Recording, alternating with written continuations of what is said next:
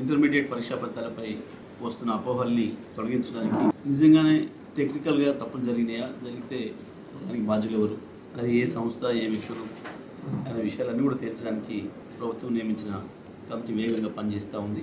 బహుశా కమిటీ నివేదిక రేపు సాయంత్రం లేదా ఎల్లుండి ఉదయం వరకే సమర్పించే అవకాశం ఉంది. కమిటీ నివేదిక ప్రకారం దోషులుగా తేలిన వారు ఎవరైనా సరే, ఎంత పెద్దవాళ్ళైనా కఠినమైన చర్యలు తీసుకోవడానికి ప్రభుత్వం సిద్ధంగా ఉంది. దయచేసి పిల్లలు, తల్లిదండ్రులు ఎవరు కూడా ఆందోళనకు గురి కావద్దు. రాజకీయ పార్టీలు బాధ్యతారాహిత్యంగా ప్రవర్తిస్తూ ఉన్నాయి. తప్పు జరిగిందా, జరిగితే ఎట్లా జరిగింది, ఎక్కడ జరిగింది అనేది నివృత్తి కాకుండానే విద్యార్థుల మానసిక ఆందోళన పెంచే పద్ధతుల్లో, వాళ్ళ ఆత్మస్థైర్యాన్ని దెబ్బతీసే పద్ధతుల్లో ప్రవర్తిస్తూ ఉన్నారు కొందరు. ఇది సరైన విధానం కాదు అని మేము చెప్తా ఉన్నాం. కమిటీ నివేదిక కొరకే ప్రభుత్వం మీరు చూస్తూ ఉంది.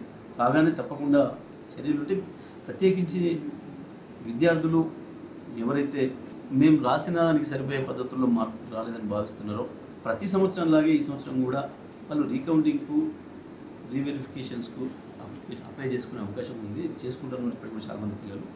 వాళ్ళందరికీ కూడా వాళ్ళు సంతృప్తి పడే పద్ధతుల్లో బోర్డు నుంచి రిలీఫ్ లభిస్తుంది. కాబట్టి ఎవరు కూడా ఆందోళన చెందే పని లేదు.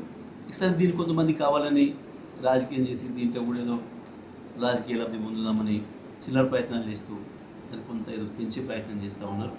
మరి దీన్ని విద్యార్థులు, తల్లిదండ్రులు కూడా అర్థం చేసుకోవాలని చెప్పి మేము విజ్ఞప్తి చేస్తూ ఉన్నాం.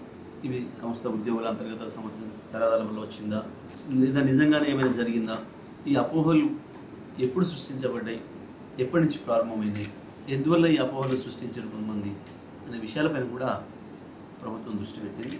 త్వరలోనే బాధ్యులందరినీ కూడా తేలుస్తాం. తప్పకుండా అపోహలకి, ఆందోళనకి కారకులైన అందరిపైన కూడా గట్టి చర్యలు తీసుకుంటాం.